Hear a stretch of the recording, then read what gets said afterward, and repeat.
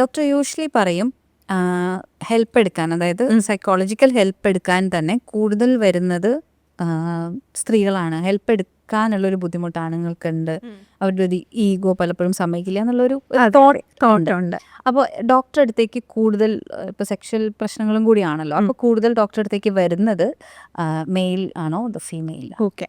So ഞാൻ ആദ്യമായിട്ട് work ചെയ്യാൻ തുടങ്ങിയ സമയത്ത് എൻ്റെ അടുത്ത് കൂടുതലും വന്നിരുന്നത് ആണുങ്ങളാണ്. ഓക്കെ, സെക്ഷൽ പ്രോബ്ലംസ് ആയതുകൊണ്ട്. ഓക്കെ, സോ കാര്യം സെക്ഷൽ പ്രോബ്ലംസ് എന്ന് പറയുമ്പോൾ ഈ നമ്മളെ ഒരു സെക്ഷൽ ഡിസ്ഫങ്ഷൻ എന്ന് പറയുമ്പോൾ കൂടുതലും പ്രൊമോട്ട് ചെയ്യുന്നത് എന്താ പറയുക, ഒരു ഇറക്ടൈൽ ഡിസ്ഫങ്ഷൻ, ഒരു പ്രിമച്യൂർ ഇജാക്കുലേഷൻ, ഇങ്ങനെയൊക്കെയാണല്ലോ. അപ്പോൾ ആണുങ്ങൾ കൂടുതൽ ഒബ്വിയസ്ലി കാര്യം അവരുടെ ഭയങ്കര വിസിബിൾ ആണ്. അപ്പോൾ അത് കാരണം അത് വരും. അപ്പോൾ ആണുങ്ങൾ പൊതുവേ ഇത് വളരെ പേഴ്സണലായിട്ട് എടുക്കുന്ന ആൾക്കാരാണ്. അതായത് ഒരു സെക്ഷൽ പ്രോബ്ലം വന്നു കഴിഞ്ഞാൽ ഭയങ്കരമായിട്ട് ഒരു പാനിക്കാവും. അപ്പോൾ ഇത് തീർന്നു ലൈഫ് എന്ന രീതിയിലാണ്. അപ്പോൾ like it's very personal for them. അപ്പോൾ അത് കഴിഞ്ഞ് പാനിക്കായിട്ടൊക്കെയാണ് വരുന്നത്. എൻ്റെ അടുത്ത് വന്നിട്ട് ഡോക്ടർ ഞാൻ ചത്ത് കളയും, എനിക്ക് എന്തെങ്കിലും തന്ന് എന്നെ ശരിയാക്കിക്കോണം, ഇല്ലെങ്കിൽ ഞാൻ സൂയിസൈഡ് ചെയ്യും. ഞാൻ പറഞ്ഞു എൻ്റെ പിന്നെ അങ്ങനെയൊന്നും പറയല്ലേ, സൂയിസൈഡ് വരുന്ന എത്താറായിട്ടില്ല, ഒരു 2 ആഴ്ച സമയം തരൂ എന്നൊക്കെ പറയും. അപ്പോൾ എന്നുവെച്ചാൽ അവർക്ക് അവരുടെ ഒരു ഒന്നാമത്തെ കാര്യം നമ്മൾ അങ്ങനെ സ്റ്റിഗ്മറ്റൈസ്ഡ് ആണല്ലോ ആണുങ്ങൾ എന്ന് പറഞ്ഞാൽ, ആണത്തം. ഓക്കെ, അപ്പോൾ ചില ആൾക്കാർ ഇപ്പോൾ എനിക്ക് ഓൾ ഓവർ ഇന്ത്യ പേഷ്യൻസ് ഉണ്ട്. അപ്പോൾ പഞ്ചാബിൽ നിന്നൊക്കെ ആണെങ്കിൽ ഇതിങ്ങനെ നമുക്ക് വീഡിയോ കോളൊക്കെ ആകുമ്പോൾ മീശയ്ക്ക് ഇങ്ങനെ പിരിച്ചുകൊണ്ടിരിക്കും. കാര്യം അവർക്ക് ആ ഒരു ആണത്തം ഇത് ഇൻ്റർ റിലേറ്റഡ് ആണെന്നുള്ളൊരു തോന്നൽ കാരണം. കാര്യം എനിക്ക് ആണത്തം കുറവൊന്നുമില്ല കേട്ടോ, ഇത് എനിക്ക് ഒരു പ്രശ്നമൊക്കെ വന്നുള്ളൂ കേട്ടോ എന്ന്. അപ്പം ഞാൻ പറയും ഇതിങ്ങനെ അല്ല.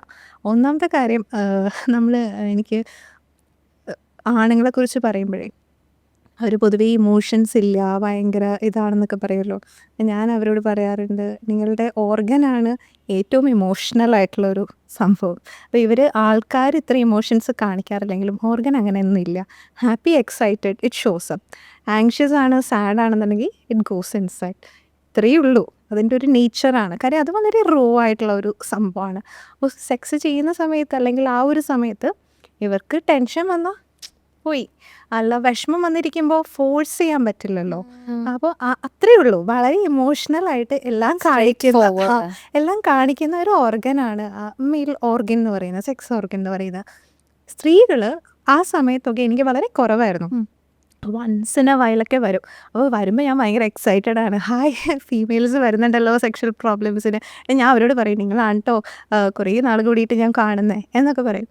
പക്ഷെ ഇപ്പോൾ അങ്ങനെയല്ല. ഇപ്പോൾ ആ ഒരു സമയത്ത് ഉണ്ടായിരുന്നു, അത് കഴിഞ്ഞിട്ടിപ്പോൾ ഒത്തിരി സ്ത്രീകൾ വരാറുണ്ട്. ഇപ്പോൾ I would say like 50-50. Okay, അത്രയ്ക്കധികം വരാറുണ്ട്. കാര്യം സ്ത്രീകളുടെ പ്രശ്നങ്ങളും കേൾക്കാൻ ആൾക്കാരുണ്ട്, അവർക്കും പ്രശ്നങ്ങൾ ഉണ്ട് എന്നുള്ളത്. കാര്യം ഒന്നാമത്തെ കാര്യം ഈ സെക്സ് എന്ന് പറയുമ്പോൾ തന്നെ നമ്മൾ ആണുങ്ങളെയാണ് മനസ്സിൽ ചിന്തിക്കുന്നത് അല്ലേ.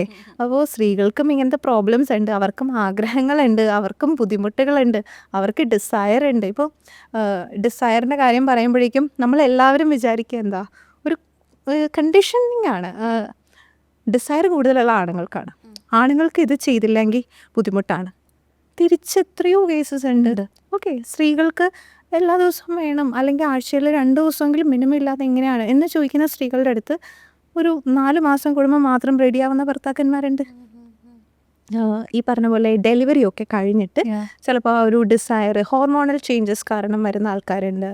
അല്ല ഇപ്പോൾ എന്തെങ്കിലുമൊക്കെ മരുന്നുകളൊക്കെ എടുത്തിട്ട് ഓക്കെ അങ്ങനെ ഉണ്ടാവാറുണ്ട്. അതിപ്പോൾ 2 ജെൻഡറിനും കേട്ടോ. ഈ എന്താ നമ്മുടെ തൈറോയിഡ്, ഡയബറ്റിസ് ഇതൊക്കെ ഉണ്ടെങ്കിൽ നമുക്ക് ഡിസയറിന് പ്രോബ്ലംസ് വരാം, ഇറക്ഷൻ പ്രോബ്ലംസ് വരാം, സബ്സ്റ്റൻസ് അബ്യൂസിൽ വരാം. ഓക്കെ, പിന്നെ ഈ antidepressants, antipsychotic, psychiatric medicines especially അതിൽ ഡിസയർ എഫക്റ്റഡ് ആകാം, സെക്ഷൽ ഡിസ്ഫങ്ഷൻ കുറച്ച് വരാം.